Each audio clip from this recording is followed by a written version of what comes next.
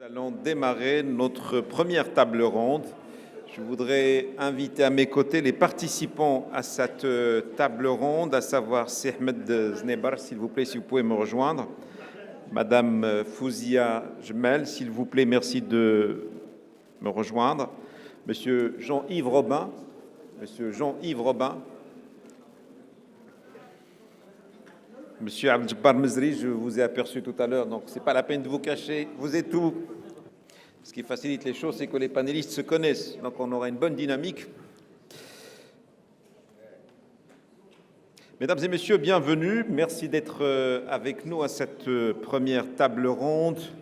Gestion intelligente de l'eau, l'apport de l'économie circulaire. La gestion intelligente de l'eau en lien avec l'économie circulaire est une approche qui est intégrée. Vous avez entendu ce matin des interventions du premier intervenant dans le cadre de cette séance inaugurale. L'utilisation des ressources en eau tout en minimisant les déchets s'inscrit dans cette économie circulaire. En somme, l'apport de l'économie circulaire à la gestion intelligente de l'eau réside dans la capacité à transformer les ressources en cycle durable, réduisant ainsi le gaspillage. C'est ce que nous allons voir dans le cadre de ce premier panel. Madame, merci d'être avec nous. Messieurs aussi. Je vais vous citer l'un après l'autre. Monsieur Ahmed Znebar, vous êtes directeur général au CP Greenwater. Madame Fouzia Jmel Taoumi, vous êtes directrice générale de Shell Maroc. Monsieur Jean-Yves Robin, vous êtes expert du programme Eau France Chimie. Monsieur Abdel-Jabbar Mizri, vous êtes directeur de l'usine à FACOP et membre de la FCP. Et Monsieur Mohamed Youssi, vous êtes expert en économie circulaire et changement climatique, LMM International. Vous allez nous expliquer ce que c'est que tout à l'heure. Je vous remercie beaucoup d'être avec nous. Première question, à tour de rôle, je vais vous demander de vous présenter et de présenter l'organisme auquel vous appartenez. Après, il y aura une deuxième question sur la réaction par rapport à la problématique et au panel de ce jour, de cette matinée. La parole à vous, madame, honneur aux dames. Merci d'être avec nous encore une fois. Bonjour tout le monde. Fouzia Jmel Taoumi, je suis DG de la société Chile Maroc, qui est une entreprise marocaine et qui opère justement dans différents domaines d'infrastructure, en l'occurrence l'énergie, les data centers et le traitement des zones non conventionnelles, le dessalement d'eau et la réutilisation, traitement des eaux, la réutilisation. Donc je voulais juste préciser un projet sur lequel on est en train de travailler aujourd'hui, qui nous fait honneur de travailler avec le ministère de l'Intérieur et le gouvernement dans tout ce qui est dessalement d'eau de mer, des stations de dessalement conteneurisées que vous allez trouver de par les différentes régions rurales du Maroc. Donc le projet de l'eau, globalement, il y a les différentes grandes stations de dessalement, il y a les autoroutes de l'eau, mais il y a aussi le monde rural qui a été aussi pris en compte avec des stations partout au Maroc, Plug and Play, et qui a intégré une industrie au Maroc. Hein. Merci beaucoup Fouzia, parce qu'on reviendra sur la question après. Dans un premier temps, donc, on fait un tour de table de présentation. Et je voudrais donc faire la même chose, même exercice avec Ahmed Znebar. Je vous laisse le soin de vous présenter votre entité. Merci d'être avec nous. Madame, Monsieur, bonjour. Donc, je suis Ahmed Znebar. Je suis le DG de OCP Greenwater, qui est une filiale du groupe OCP qui a été créée en 2022 et qui porte le projet ambitieux des zones non conventionnelles. Et l'objectif, c'est de sécuriser les besoins en eau industrielle du groupe OCP et puis d'assurer l'alimentation en eau potable des villes, des régions où l'OCP opère et se suite à la demande de l'État.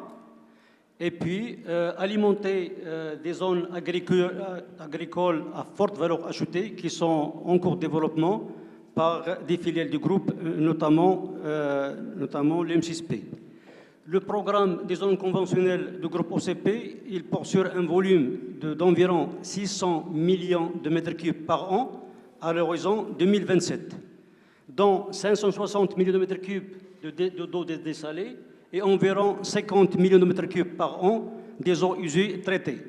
À date, nous avons réalisé et livré environ 200 millions de mètres cubes par an et nous comptons, je dirais, atteindre 300 mm3 donc en mars 2025, dans quelques mois. Et en tenant compte de ça, ceci a permis d'assurer l'autonomie des 2 sites industriels chimiques de Safi et de Jarf depuis pratiquement 1 année et demie, et aussi d'assurer l'alimentation en eau potable des villes d'El Jadida et de Safi depuis plus d'1 année, et puis aussi de contribuer à alimenter Casa Sud depuis pratiquement 1 mois. Parfait. Merci beaucoup. Je reviendrai sur la deuxième question, c'est-à-dire votre réaction par rapport à la pertinence de la thématique. Jean-Yves, vous nous venez de loin. On a eu un échange téléphonique. Je voudrais que vous présentez l'organisme auquel vous appartenez. Merci. Oui, bonjour à tous et merci à FCP de m'avoir invité à participer. Donc, je m'appelle Jean-Yves Robin, j'ai mené une carrière d'industriel dans un grand groupe chimique français pendant une 40aine d'années. J'ai occupé des postes un peu divers, de process jusqu'à des directions industrielles, mais surtout j'ai eu la chance de passer la moitié de ma vie professionnelle dans différents pays d'Asie. Ce qui m'amène ici, c'est que dans les 8 dernières années, j'ai mis sur pied pour ce groupe industriel un programme mondial d'optimisation de l'usage de l'eau. Ça représentait à peu près 150 usines dans une 30aine de pays dans les 5 continents du monde. Donc ce programme, il couvrait surtout les aspects techniques et économiques, très opérationnels de l'usage de l'eau dans les usines. Et ce programme a été récompensé par des trophées Responsible Care de France Chimie et de CEFIC au niveau européen cette année. Alors, si je suis ici aujourd'hui, ce n'est pas pour représenter ce groupe, parce que je suis parti en retraite il y a juste quelques semaines, mais en fait, je représente France Chimie. En effet, j'ai beaucoup collaboré avec France Chimie ces dernières années, parce que l'Europe de l'Ouest a été touchée par une sécheresse sévère dans les années 2022-2023. Ça a ouvert les yeux, ça a changé les états d'esprit. Et donc, on a beaucoup collaboré avec France Chimie pour aider les entreprises à mettre en place des programmes et refléter ce retour d'expérience qu'on avait accumulé dans ce groupe industriel depuis 2016. Donc ma raison aujourd'hui, c'est de partager un peu cette expérience et de répondre à vos questions. Merci beaucoup. Ça coïncide avec l'esprit d'ailleurs de cette rencontre, c'est d'échanger sur les bonnes pratiques et sur les perspectives. Du coup, le micro ne va pas aller plus loin. Il va atterrir entre les mains de Abdelgabbar Mezri. Vous êtes directeur d'usine FACOP. Présentez-vous, ainsi que votre société. Vous êtes un habitué d'ailleurs de la FCP et de nos rencontres. Merci beaucoup, Simonir. Merci à l'FCP de l'invitation. Je m'appelle Abdelgabbar Mezri. Je suis directeur d'usine de FACOP et en même temps directeur d'export. FACOP, vous la connaissez, une société de peinture qui date depuis 1997. Elle est présente dans les peintures bâtiments, industrie, carrosserie. Elle fait aussi de l'export. Elle est présente dans plusieurs pays. Donc, je suis là pour partager notre expérience ensemble. Comment sauver notre planète, sauver l'eau, économiser, comment faire. Voilà, merci beaucoup. Merci, c'est Abdelgabbar, je reviendrai vers vous. Je voudrais conclure ce petit cycle de présentation par un expert, c'est Mohamed Yousfi. Merci d'être avec nous. Vous êtes un expert économie circulaire et changement climatique, LMM. Si vous pouvez nous expliquer de quoi s'agit-il. Merci beaucoup. Tout à fait. Alors tout d'abord, bonjour à toutes et à tous et un grand merci pour la FCP pour cet événement. De toute façon, la FCP nous a habitués à des événements exceptionnels. Donc moi, je suis très content d'être parmi vous aujourd'hui. Alors je vais me présenter. Tout d'abord, je suis Mohamed Yousfi et je suis docteur chimiste. Et c'est ça la raison que je suis là et je défends la chimie et je suis... Vous mettez du coup la barre très haute, docteur chimie. Donc, et ça remonte à un certain temps. De toute façon, ça ne remonte pas à 3 à 4 ans, ça remonte à un certain temps. Donc ça a beaucoup mûri entre-temps. Voilà. Ouais, et je dirige un cabinet de conseil jeune, dynamique.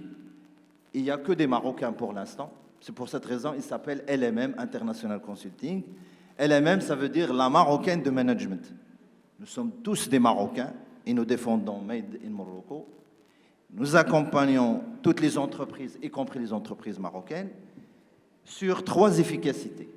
D'abord, l'efficacité énergétique, monsieur le ministre l'a dit, l'efficacité hydrique et l'économie circulaire.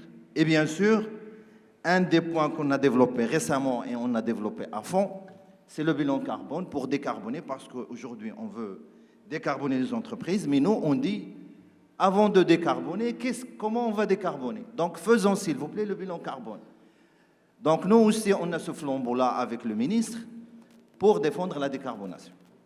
L'autre point que je voulais ajouter, bien sûr, au sein de la FCP, il y a des entreprises PME, PMI, grandes, etc., mais à mon avis, qui méritent toute la certification ISO, et c'est le cas.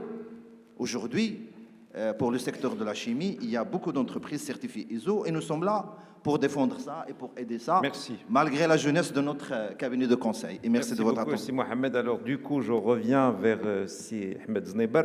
Je voudrais votre réaction par rapport à ce qu'on appelle la pertinence de la problématique. On parle de gestion intelligente de l'eau et de l'apport de l'économie circulaire. Je pense qu'à travers votre institution, l'OCP, il y a des choses qui ont été réalisées. Mais dans un premier temps, votre réaction déjà par rapport à cette problématique, comment vous la percevez personnellement et au sein de votre institution, à savoir l'OCP?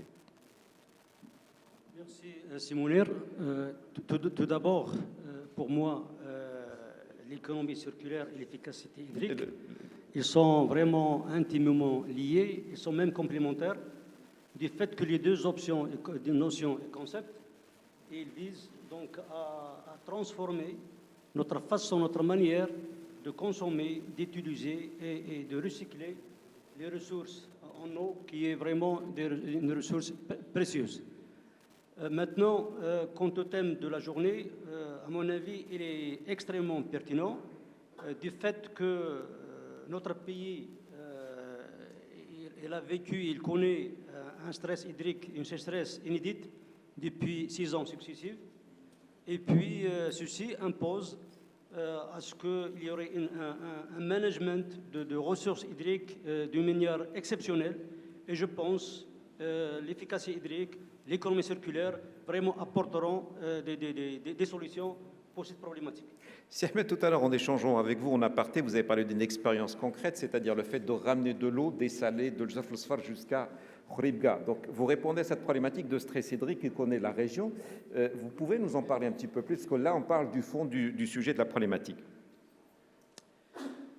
En fait, je dirais, OCP Greenwater ont toujours considéré l'efficacité hydrique et l'économie circulaire comme des opportunités pour faire des avantages compétitifs. En fait, la stratégie eau du groupe et d'OCP Greenwater, elle est au cœur de la stratégie industrielle d'OCP qui a été lancée en 2021. Et bien sûr, il est basé sur 3 piliers principaux. Le premier, c'est le recours à 100% aux zones non conventionnelles, je dirais, en plus bref délai. Alors aujourd'hui, nous sommes déjà à 80%, c'est-à-dire les besoins industriels en eau industrielle de l'OCP sont tous assurés à hauteur de 80% par des zones conventionnelles aujourd'hui. Et on parle de dessalement essentiellement, c'est ça? Dessalement et un peu des zones conventionnelles, des zones des eaux usées traitées. Juste, j'ouvre une parenthèse et je vais la fermer rapidement.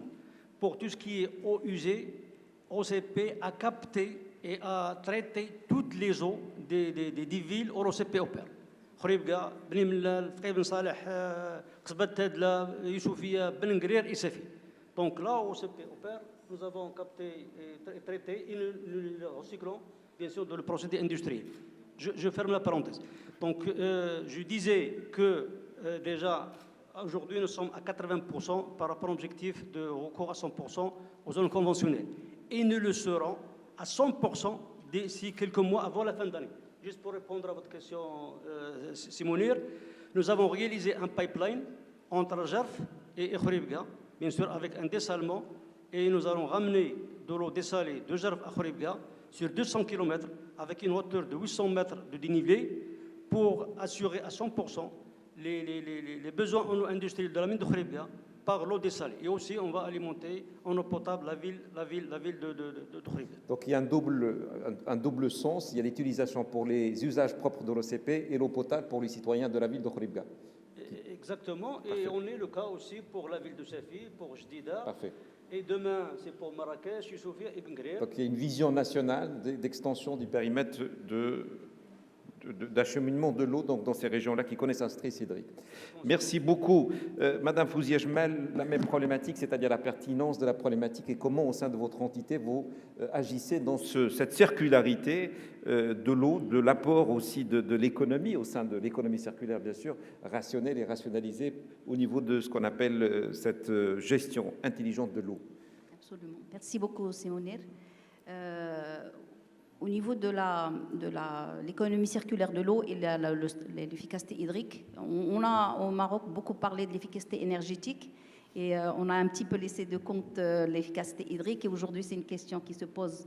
Et je remercie la fédération et mon ami Abed d'avoir mis la thématique au grand jour aussi au sein de la fédération. Pour parler un petit peu de ce qu'on fait aujourd'hui au niveau de l'économie de l'eau et l'économie circulaire de l'eau, c'est que nous, on est un opérateur dans tout ce qui est traitement des zones non conventionnelles. Et le cycle de l'eau aujourd'hui, est-ce qu'on peut parler toujours d'un cycle? Donc, la problématique de l'eau,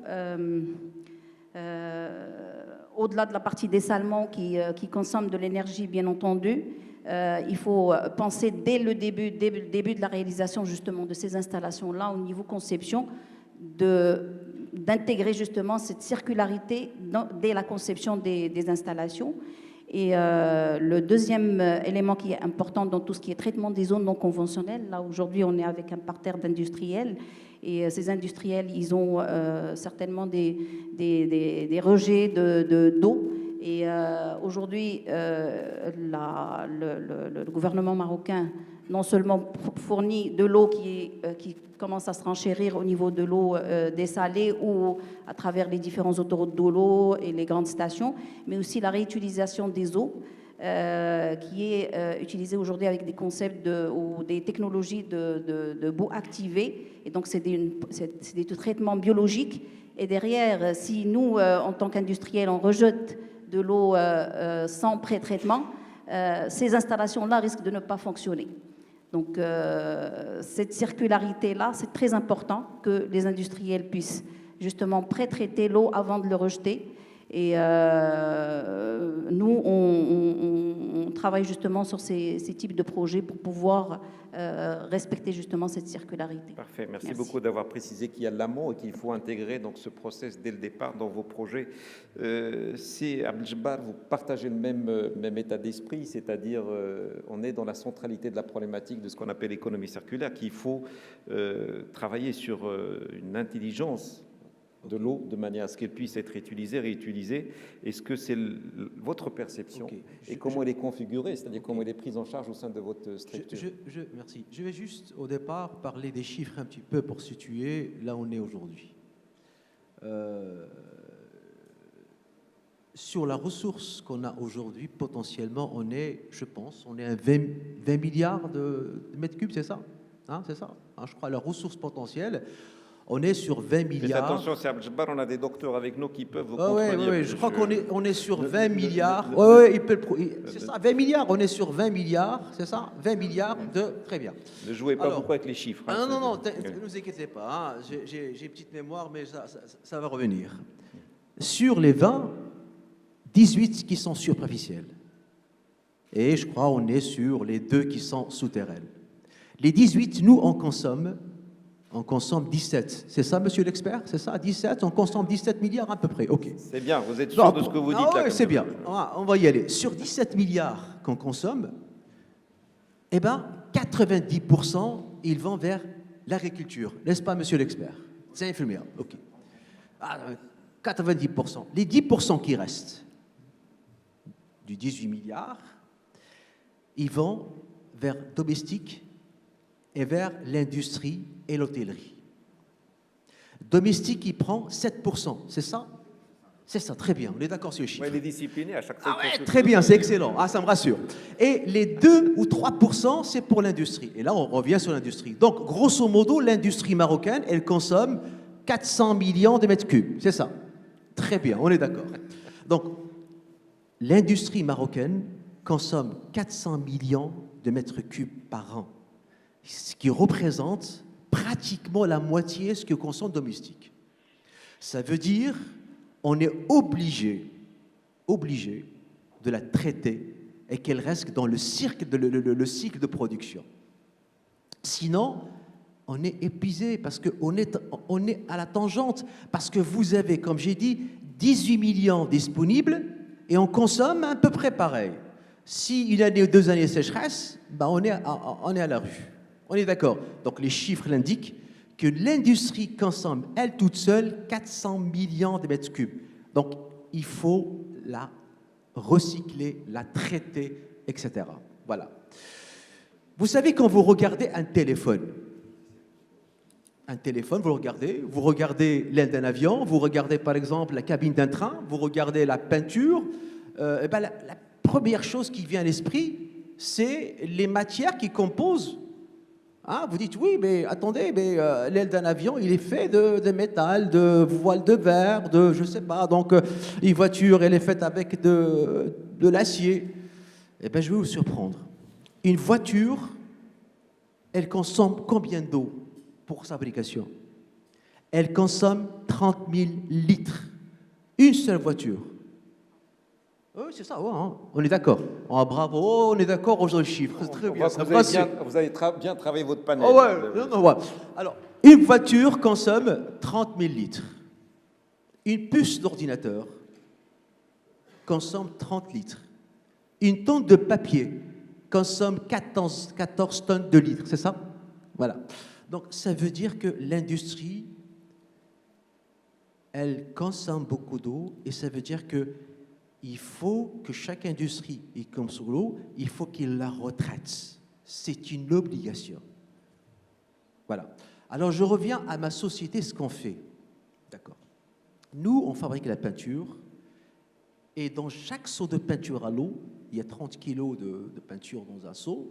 Il y a à l'intérieur, il y a à peu près 6 kilos d'eau. Eh bien, comment on fait face à ce défi? On déploie plusieurs solutions. La première solution, c'est une gestion, optimiser la ressource, la consommation. Et la deuxième, qui est très importante, qu'on a souvent oublié, c'est la pollution de la nappe, la contamination du sol. Tout à fait. Exact. Voilà, est très importante. Alors, pour la consommation, qu'est-ce qu'on a fait? On a mis en place dans le processus de fabrication, pour la consommation, on met des vannes intelligentes qui vont suivre les fuites, s'il y a des fuites, et qui vont maîtriser la consommation.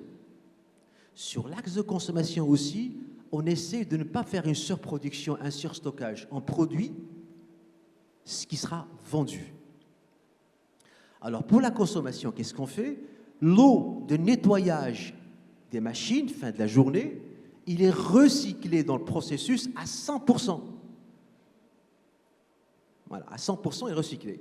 Le peu d'eau qui est usé et qu'on ne peut pas l'utiliser de fabrication, il part dans une station d'épuration avec, bien sûr, flocculation, décollation, etc. Et puis, décontation, on récupère l'eau qui sera réutilisée dans l'industrie. Donc ça, c'est la partie consommation, comment on optimise la consommation. Tout ce qui est contamination du sol, on ne fait aucun déversement. Chez nous, c'est interdit parce que quand on déverse, ça veut dire que l'eau qui est déversée, il va vers la nappe, il va polluer, il y aura des pollutions de l'eau, etc. Même les poussières, tout ça, donc, qui sont le sol, on n'essaie pas de laver, de nettoyer avec l'eau. On essaye d'abord d'aspirer les poussières qui sont recyclées après et par la suite, on fait juste un rinçage. Voilà comment, bien sûr, on a géré cette eau qui est précieuse, très Merci importante. beaucoup, c'est Abdelba, parce qu'on va revenir sur les perspectives, parce que c'est un sujet qui est intéressant. Je voudrais juste vous dire que vous nous avez enrichi sincèrement avec toutes ces indications, que ce soit sur le secteur au global ou sur votre industrie proprement. Et maintenant, je voudrais me retourner vers Monsieur Jean-Yves Robin. Vous venez d'un autre territoire, d'un autre continent.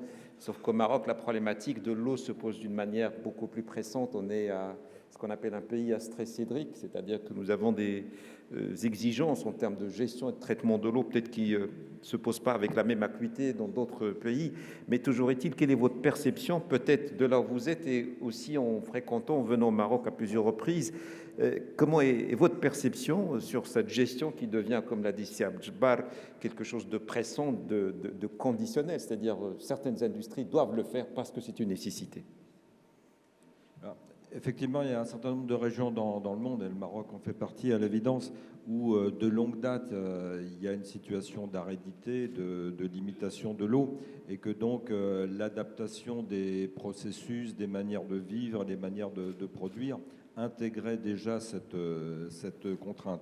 Ce qui change vraiment aujourd'hui, c'est que cette contrainte, elle se matérialise partout, y compris dans des pays où on ne l'attendait pas. C'est une composante inévitable et connue maintenant du changement climatique, avec des sécheresses plus fréquentes, plus intenses, mais aussi en parallèle des épisodes de précipitations extrêmes plus élevés, avec des conflits d'usage qui peuvent apparaître, des impacts sur le fonctionnement des usines, bien sûr, mais aussi d'une manière indirecte, des impacts à travers les fournisseurs qui eux-mêmes peuvent être en difficulté pour fournir, voire même des impacts logistiques. Ça peut affecter l'aptitude à faire du transport fluvial dans certains pays parce que le niveau des rivières est insuffisant et de ce fait-là bloquer des usines. Donc tout ça, ça porte à faire attention à quel est l'usage de l'eau en détail dans les usines. Le point bénéfique de tout ça, ça n'est pas que de faire des progrès sur l'efficacité hydrique, c'est qu'en faisant attention à l'intimité des process dans lesquels on opère, on va aussi trouver des gains, des améliorations sur l'énergie, sur la consommation de matière, sur les polluants qu'on émet. Et tout ça, ça va contribuer à l'efficacité de l'économie circulaire. Par exemple, on a parlé des polluants. Les polluants, il faut les voir aussi comme un jour, ce sont des matières premières qu'on a achetées, qu'on a mises en place dans notre process et qui terminent à l'égout. Donc, essayer de l'économiser, c'est également vertueux du point de vue de l'économie. Donc tout ça, ça a une forte cohérence entre énergie, circularité et efficacité hydrique. L'industrie chimique et l'industrie process, d'une manière générale, est fortement impactée par ça, parce que c'est un peu dans la nature de ces process d'impliquer de l'énergie et de l'eau. Mais l'industrie chimique, on l'oublie souvent, a aussi un formidable atout face à ça. C'est-à-dire, c'est sa forte culture de procédés, de design, de dimensionnement, d'optimisation, d'exploitation, de rigueur d'exploitation, qui la rend particulièrement apte à faire cette introspection et cette amélioration permanente. Donc cet aspect culturel de la technicité de la chimie, il est important, c'est un atout.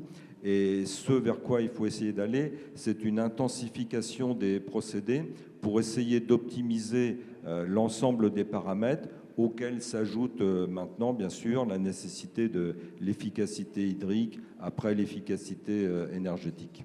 Merci beaucoup Jean-Yves. Je clôt cette série de questions. Deuxième partie de questions par Si Mohamed sur la pertinence, surtout si on la place dans le contexte de l'industrie d'abord chimique et surtout de la réalité hydrique de notre pays, parce qu'en fait il y a des exigences qui sont très fortes et qui se posent avec beaucoup d'urgence. Votre avis sur la question, avant que je vous prépare à l'avance, qu'on arrive sur la troisième question, quelle perspective? Parce que nous sommes face à une problématique qui est holistique dans laquelle il y a le cadre juridique, l'information, Jean-Yves a parlé de culture, il y a la partie aussi innovation, parce qu'on ne peut pas aller vers ce qu'on appelle une rationalisation si on ne procède pas par ce qu'on appelle des solutions qui soient propres à notre pays. À vous la parole, Si Mohamed, sur la question. Merci beaucoup. C'est Mounir, tout d'abord.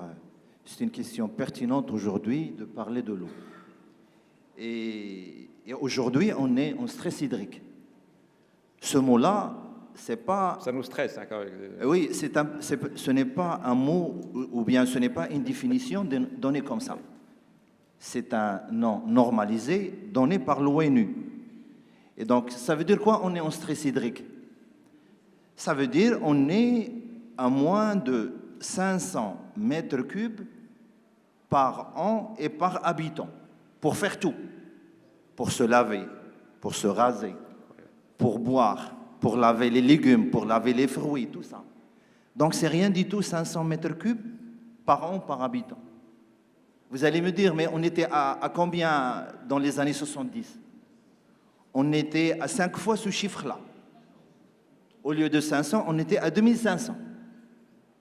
Donc aujourd'hui, puisqu'on est en stress hydrique... Ajouter à ce phénomène la problématique de la population, de ce qu'on appelle aussi l'augmentation populationnelle du pays, parce qu'on n'est plus à 15 millions. On n'est pas à 15 millions, on est vers les 50 millions à peu près. Ou un peu plus de 40. Un peu moins peut-être. Ou un peu moins, d'accord, très bien. Maintenant, pour l'industrie, quelle action? Mes collègues, ils ont dit très bien, il y a des bonnes pratiques. Mais est-ce qu'on ne peut pas proposer une démarche d'innovation pertinente pour les industriels? C'est exactement ça. La réponse est oui. Aujourd'hui, il y a des normes internationales. Il y a entre autres la norme 64001 qui donne les bonnes pratiques pour faire l'économie d'eau. Et donc, bien sûr, la première des choses, c'est une norme extraordinaire qui nous dit la première des choses, il faut impliquer tous les partenaires. Il ne faut pas faire ça seulement en interne. Il faut le faire avec les fournisseurs, il faut le faire avec les clients, il faut le faire avec le voisinage, il faut le faire avec l'État, il faut le faire avec les autorités, etc., etc. Donc on a besoin de la collaboration de tous. 1.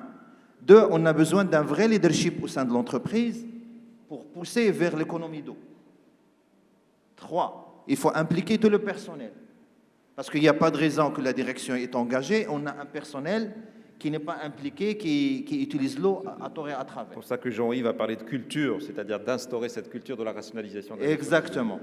L'autre point que je voulais ajouter, tout le travail qui coûte rien du tout au sein de l'entreprise, c'est la recherche des fuites. Parce que lorsqu'on diagnostique des sociétés, il y a beaucoup de fuites, et on dit on vit avec ça. Pourquoi on va vivre avec ça jusqu'à quand? Non, à mon avis, c'est un travail à faire. L'autre point aussi à ajouter, comme ça je vous rends la parole, quelle stratégie de l'entreprise en matière d'eau? Aujourd'hui, on va faire l'économie, demain, peut-être station de traitement d'eau, innover en matière de consommation d'eau, peut-être toucher au processus, etc., etc. Donc, à mon avis, il faut se réveiller pas seulement cet après-midi, mais il faut se réveiller ce matin pour travailler sur l'économie d'eau. Je crois que c'est le cas de tout le monde, nous sommes tous réveillés. On va revenir sur la question. Mohamed, merci, vous êtes très aimable. Je voudrais juste, dernière question, parce qu'on a 5 minutes, Monsieur le Président, tout à l'heure, m'avait suggéré qu'on fasse un aller-retour des questions-réponses avec la salle. Dernière question, j'avais évoqué la dimension holistique, c'est-à-dire que c'est une problématique de cadre juridique, d'information, de formation, de culture, de manière à ce que nous puissions tous nous impliquer au sein de nos entreprises sur cette gestion intelligente de l'eau. Je commence cette fois-ci par Jean-Yves, rapidement pour qu'on puisse parler à la salle. J'ai vu une remarque remonter, est-ce que la Fédération milite pour ce qu'on appelle une green industry? Je voudrais vous la transmettre, c'est un label, Monsieur le Président, un label de la green industry au niveau de... C'est quelqu'un qui m'a envoyé un WhatsApp, est-ce que la Fédération y pense? Je vous laisse répondre à la question, merci beaucoup. Jean-Yves. Alors, ce qui me semble important pour aborder ces sujets et faire des vrais progrès, c'est d'abord et avant tout de connaître les situations dans l'intimité du fonctionnement des usines, c'est-à-dire savoir combien d'eau on utilise, mais à quoi on l'utilise exactement, et surtout analyser la valeur de cette utilisation. De quelle quantité, de quelle qualité j'ai réellement besoin pour faire cette fonction dans mon processus. Et cette eau qui ressort le plus souvent du processus, qu'est-ce que je peux encore en faire, connaissant son débit, sa qualité, sa quantité, qu'est-ce que je peux encore en faire d'intelligent? Et là, on est vraiment dans la circularité et au plus intime, au plus près de l'usage.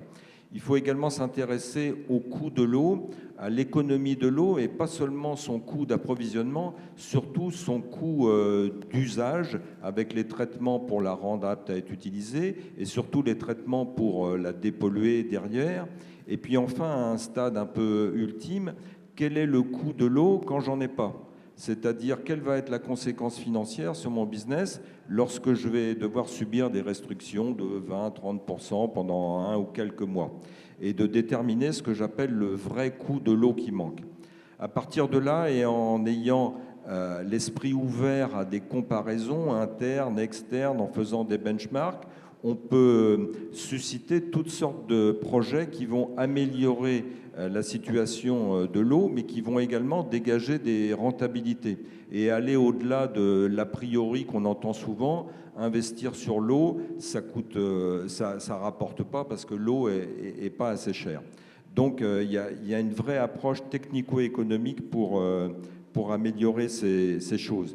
Et ensuite, le point important, à mon avis, c'est de faire rentrer ces pratiques dans la culture, dans les gènes d'une entreprise, à travers ces systèmes de management. On a parlé d'ISO 64001. Il y a un standard international qui est récent, qui date de 2019, qui s'appelle l'ISO 46001, qui certifie un système de management de l'eau exactement dans le même état d'esprit qu'il y a une certification du management de l'énergie ou de la sécurité ou de la qualité. Et ça, c'est également très, très bénéfique parce que ça permet de montrer un engagement réel de l'entreprise dans l'efficacité hydrique et d'essayer, en dialoguant intelligemment avec les autorités, d'éviter des réglementations un petit peu trop détaillées, un peu pinaillantes, si j'ose dire, qui pourront jamais refléter la complexité et la diversité qu'on trouve dans l'industrie chimique. Et en fait, le remplacer par une approche, un engagement dans l'approche, des engagements de progrès, plutôt que des détails de chiffres, de limites, de quotas et de ces choses-là. Merci beaucoup. Je vous pose mes questions tout en regardant l'heure, parce qu'en fait, on risque de franchir le cap. C'est Abdel-Jabbar, rapidement sur cette réaction par rapport aux perspectives. J'ai parlé de dimension holistique, c'est-à-dire qu'est-ce qu'il faut mettre en avant. Jean-Yves a parlé de la culture, de l'ADN, de la certification. Votre avis sur ce sujet? Comme ça, je réponds rapidement. Face à ce défi, j'ai défini trois choses. La première, c'est la redéfinition des contraintes, des vraies contraintes, des contraintes législatives, normatives, tout ça. On va définir, et ça c'est au niveau de l'État, ce sont les contraintes. Pour définir les contraintes, les barrières, il faut connaître, comme a dit monsieur, connaître l'état des lieux. Nous avons besoin de connaître tous les écosystèmes, qu'est-ce qu'ils utilisent comme eau, comment il est utilisé, comment il est jeté, comment il est traité. Donc à partir de là, on va définir des barrières et des contraintes. Alors, une fois on a défini les contraintes, on va passer à la phase suivante et qui est les moyens pour arriver à ces contraintes et les respecter. Certaines sociétés n'ont pas les moyens pour respecter certaines normes. On va définir les moyens. Les moyens sont la sensibilisation, la formation, le financement, voilà. Et je crois que une fois on a défini les contraintes, et une fois on a défini donc les moyens, qu'est-ce qu'il faut définir? On n'a pas le temps, c'est les échéances. Voilà. Merci Trois beaucoup. choses, contraintes, moyens, échéances. Merci beaucoup. Donc vous insistez beaucoup sur la cartographie de l'existant qui va permettre par la suite l'identification des scénarios et des priorités. Fouzia, s'il vous plaît, en 3-4 mots pour qu'on puisse faire parler la salle aussi. Très rapidement, je rebondis sur ce qu'a dit Abdel-Jabbar. Mettre les moyens. Donc, les moyens, il faut des structures, il faut des entreprises, il faut de l'expertise justement pour faire cet état des lieux. Pour tous les équipements, il y a beaucoup d'innovation dans les équipements, de l'innovation, de l'intelligence. Aujourd'hui, on parle de l'IA, on parle de l'IoT. Il y a tout mis à disposition, donc reste à mettre en place justement ces structures-là. Et Sa Majesté l'a bien précisé, le secteur de l'eau, c'est un secteur crucial. Et il faut mettre en place justement des entreprises et des expertises justement de la formation dans le secteur de l'eau. Merci beaucoup de revenir sur ce mot de formation. Le capital humain doit être impliqué. C'est Ahmed.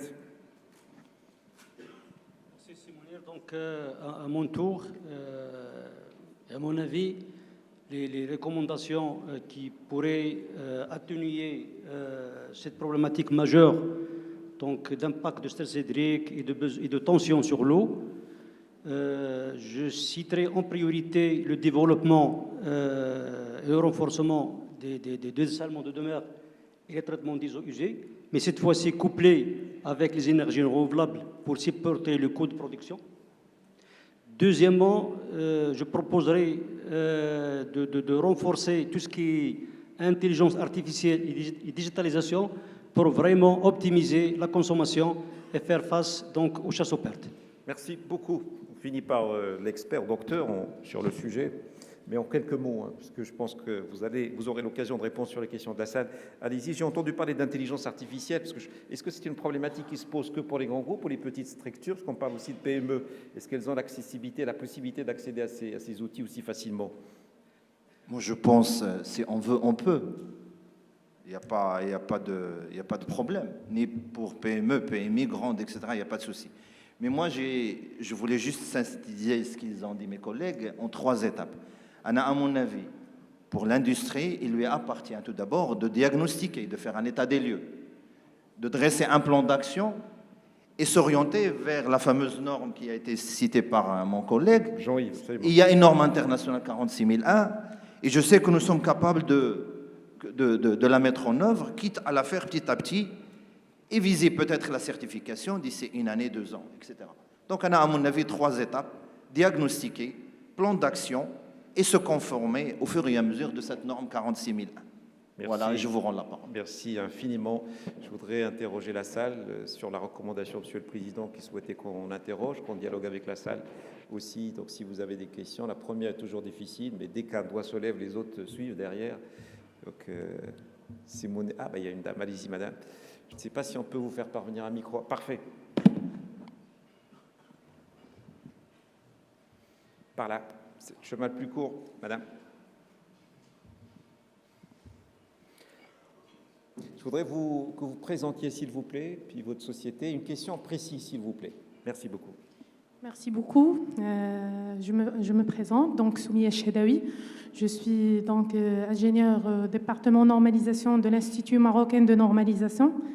Donc Imanor, vous la connaissez tous. J'espère qu'on n'a pas déconné tout à l'heure en parlant de normes, etc. Exactement. Je suis très heureuse d'entendre parler donc de la norme ISO 46001. Donc j'aimerais bien entendre. Oui. En effet, il est adopté au niveau national. C'est la NM ISO 46001. Donc, il parle sur l'utilisation efficiente de l'eau. Je voulais justement ajouter qu'il est axé sur 3 points principaux. C'est la réduction d'utilisation de l'eau. Donc, la norme, il clarifie qu'en premier lieu, on doit réduire l'utilisation. Par quoi? Par l'utilisation des matériels moins consommant de l'eau. Donc, on doit donc utiliser des matériaux sûrs, des canalisations sûres, et tout ça, ça existe bien sûr aux normes. Donc, je voulais seulement souligner que les normes facilitent la vie pour les entreprises. C'est un axe très important. Donc, la norme regroupe l'expertise de plusieurs experts, à savoir au niveau international ou bien régional et même national, et on doit recourir à la norme dans cet axe. Ensuite, il y a 2 axes, à savoir donc la réutilisation de l'eau. Donc, on doit réutiliser l'eau. On parle aujourd'hui de la recyclabilité au niveau industriel et autres. Et aussi, donc, il faut avoir d'autres substitutions. J'ai beaucoup aimé aujourd'hui donc l'intervention de l'OCP. Aujourd'hui, il parle donc de l'utilisation de l'eau de mer. C'est très intéressant et c'est un axe important. Et on a aussi, non seulement cette norme, il y a d'autres normes qui parlent sur les produits et la qualité des produits.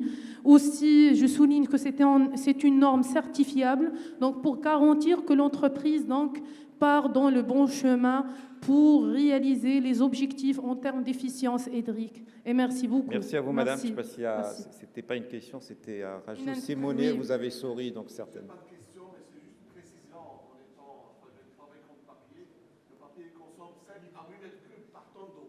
Il faut revisiter vos sources.